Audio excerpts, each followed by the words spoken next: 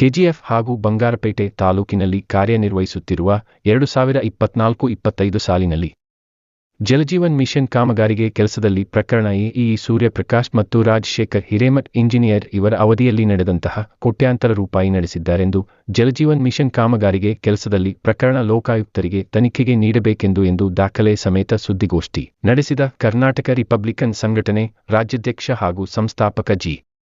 ಚಿಕ್ಕನಾರಾಯಣ. ಈ ದಿನ ಒಂದು ಪತ್ರಿಕೆ ಹೇಳಿಕೆ, ಈ ಪತ್ರಿಕೆ ಹೇಳಿಕೆಯ ಹಿನ್ನೆಲೆಯಲ್ಲಿ ಅಡಗಿರುವಂಥ ಕೆಲವು ಭ್ರಷ್ಟಾಚಾರದ ಹಗರಣಗಳ ಸರಮಾಲೆಗಳನ್ನು ತಿಳಿಸಿರ್ತಕ್ಕಂಥ ಒಬ್ಬ ದಗಾಕೋರ, ದಗಲಬಾಜಿ, ಒಬ್ಬ ಕೀಚಕ ಅಧಿಕಾರಿಗಳಾದಂಥವರ ವಿರುದ್ಧ ಇವತ್ತು ದಿವಸ ನಾವು ಮುಂದಿನ ದಿನಗಳಲ್ಲಿ ನಾವು ಮಾನ್ಯ ಗೌರವಾನ್ವಿತ ಉಪ ಲೋಕಾಯುಕ್ತರು ವೀರಪ್ಪನವರಿಗೆ ಮನವಿ ಸಲ್ಲಿಸುವಂಥ ವಿಚಾರ ಹಾಗೂ ಅವರ ವಿರುದ್ಧವಾಗಿ ಲೋಕಾಯುಕ್ತರ ಕಚೇರಿಯ ಮುಂದೆ ನಾವು ಧರಣಿ ಕಾರ್ಯಕ್ರಮ ಹಮ್ಮಿಕೊಳ್ಳುವಂಥ ವಿಚಾರವನ್ನು ನಾವು ಇವತ್ತು ದಿವಸ ಮಾನ್ಯ ಮಾಧ್ಯಮಗಳ ಮೂಲಕ ಪ್ರಸ್ತುತಪಡಿಸ್ತಾ ಇದ್ದೀವಿ.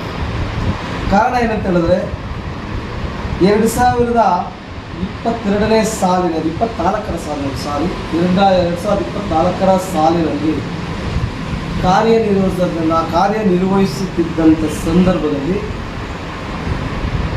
ಸೂರ್ಯಪ್ರಸಾದ್ ಕೆಜಿಎಫ್ ಮತ್ತು ಬಂಗಾರಪೇಟೆಯ ಕುಡಿಯುವ ನೀರು ಮತ್ತು ನೈರ್ಮಲ್ಯ ಇಲಾಖೆಯ ಉಪ ವಿಭಾಗ ಕಚೇರಿಯಲ್ಲಿ ಕಾರ್ಯನಿರ್ವಹಿಸುತ್ತಿದ್ದ ಸಂದರ್ಭದಲ್ಲಿ ಮಾಡಿರ್ತಕ್ಕಂಥ ಹಗರಣಗಳನ್ನು ನಾವು ಇವತ್ತಿನ ದಿವಸ ಮಾನ್ಯ ಗೌರವಾನ್ವಿತ ಲೋಕಾಯುಕ್ತರಿಗೆ ತನಿಖೆ ಆಗಬೇಕಂತ ಹೇಳ್ಬಿಟ್ಟು ಮಾಧ್ಯಮಗಳ ಮೂಲಕ ಬಹಿರಂಗಪಡಿಸ್ತಾ ಇದ್ದೀವಿ. ಅದು ಜೆ.ಜೆ.ಎಂ ಯೋಜನೆಯಲ್ಲಿ ಬಂದಿರತಕ್ಕಂಥ ಅನುದಾನಗಳನ್ನು ರಾಜಶೇಖರ್ ಹಿರೇಮಠ್ ಅಂಡ್ ಸೂರ್ಯಪ್ರಸಾದ್ ಎಂಬಂಥವರು ಸುಮಾರು ಸಾರ್ವಜನಿಕರ ಹಿತದೃಷ್ಟಿಗಾಗಿ ಬಂದಿರತಕ್ಕಂಥದ್ದು ಮತ್ತು ಸಾರ್ವಜನಿಕರಿಗೆ ಬಂದಿರತಕ್ಕಂಥ ಅಭಿವೃದ್ಧಿಗಾಗಿ ಬಂದಿರತಕ್ಕಂಥ ಅನುದಾನಗಳ ಕಬಳಿಕೆ. ಇಂಥ ಒಂದು ಸಂದರ್ಭದಲ್ಲಿ ರಾಜಶೇಖರ್ ಹಿರೇಮಠ್ ಮತ್ತು ಸೂರ್ಯಪ್ರಸಾದ್ರವರು ಯಾವುದೇ ಕಾಮಗಾರಿಗಳನ್ನು ಮಾಡದೆ ಅವರ ಮನೆ ಇಚ್ಛೆಯಂತೆ ಸ್ವ ಇಚ್ಛೆಯಂತೆ ಕಾಮಗಾರಿಗಳು ಮಾಡಿದಂಥ ರೀತಿಯಲ್ಲಿ ಯಾವುದೇ ಕಾಮಗಾರಿಗಳು ಮಾಡದೆ ಕಾಮಗಾರಿಗಳು ಮಾಡದಂಥ ರೀತಿಯಲ್ಲಿ ನಕಲಿ ಬಿಲ್ಗಳನ್ನು ಸೃಷ್ಟಿಸಿ ಸರ್ಕಾರಕ್ಕೆ ವಂಚನೆ ಮಾಡಿರುವುದಲ್ಲದೆ ಸಾರ್ವಜನಿಕರಿಗೆ ವಂಚನೆ ಮಾಡಿ ಅವರು ಕೋಟ್ಯಾಂತರ ರೂಪಾಯಿಗಳ ವಂಚನೆ ಮಾಡಿರ್ತಕ್ಕಂಥದ್ದನ್ನು ನಾನು ದಾಖಲೆಗಳ ಮೂಲಕ ನಾನು ಪ್ರಶ್ನಿಸಪಡಿಸ್ತಾ ಇದ್ದೀನಿ. ದಾಖಲೆಗಳನ್ನು ಆಧರಿಸಿ ನಾನು ಇವತ್ತು ದಿವಸ ನಾನು ಮಾಧ್ಯಮಗಳ ಮೂಲಕ ನಾನು ಈ ಒಂದು ಹೇಳಿಕೆಯನ್ನು ಕೊಡ್ತಾ ಇದ್ದೀನಿ.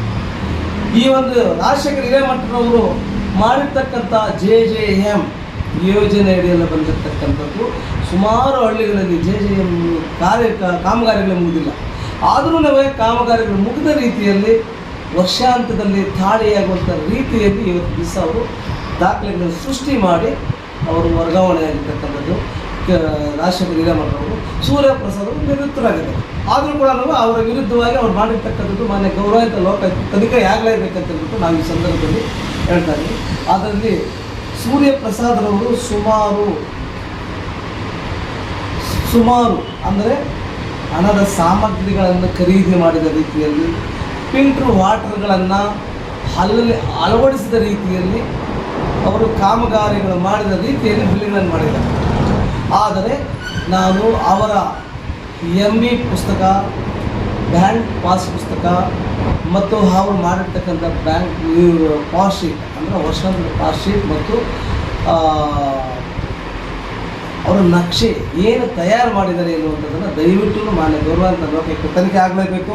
ರಾಜಶೇಖರ್ ಮತ್ತು ಸೂರ್ಯಪ್ರಸಾದ್ ಅವರ ಸೇವಾವಧಿಯಲ್ಲಿ ಬಂಗಾರಪೇಟೆ ಮತ್ತು KGFನ ಜಲ ಸಂವರ್ಧನಾ ಯೋಜನೆ ಅಂದರೆ ಕುಡಿಯುವ ನೀರು ಮತ್ತು ನೈರ್ಮಲ್ಯ ವಿಭಾಗದ ಅಡಿಯಲ್ಲಿ ಅವರು ಏನೇನು ಕಾಮಗಾರಿಗಳು ಮಾಡಿದ್ದಾರೆ ಆ ಕಾಮಗಾರಿಗಳು ಸಂಪೂರ್ಣವಾಗಿ ತನಿಖೆ ಆಗಬೇಕು.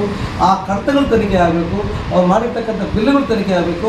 ಏನು ಸೂರ್ಯಪ್ರಸಾದ್ ಅವ್ರ ತಾತನ ಮನೆ ಸುತ್ತೇನಲ್ಲ, ರಾಜಶೇಖರ್ ಹಿರೇಮಠ ಅವರು ಅವ್ರ ಅಪ್ಪನ ಮನೆ ಸುತ್ತೇನಲ್ಲ, ಅವರು ಕಬಳಿಸಿರ್ತಕ್ಕಂಥ ಕೋಟ್ಯಾಂತರ ರೂಪಾಯಿಗಳನ್ನು ನಮ್ಮ ಹತ್ರ ದಾಖಲೆಗಳ ಮೂಲಕ ನಾನು ಬಂಗಾರಪೇಟೆಯಲ್ಲಿ ಏನು ಜಲ ಅಂದರೆ ಜೆ.ಜೆ.ಎಂ ಆ ಕಾಮಗಾರಿಗಳಿದೆಯೋ ಅದು ವಂಚನೆ ಮಾಡಿರ್ತಕ್ಕಂಥದ್ದು ಜೊತೆಗೆ KGF ಮತ್ತು ಬಂಗಾರಪೇಟೆಯಲ್ಲಿ ಕುಡಿಯುವ ನೀರು ಮತ್ತು ನೈರ್ಮಲ್ಯ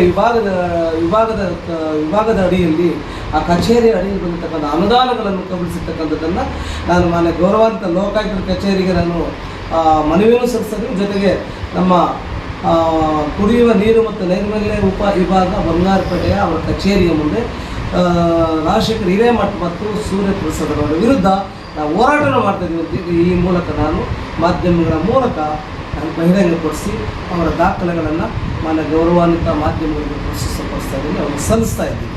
ಜೈ ಹಿಂದ್, ಜೈ ಭೀಮ್, ಜೈ ಕರ್ನಾಟಕ.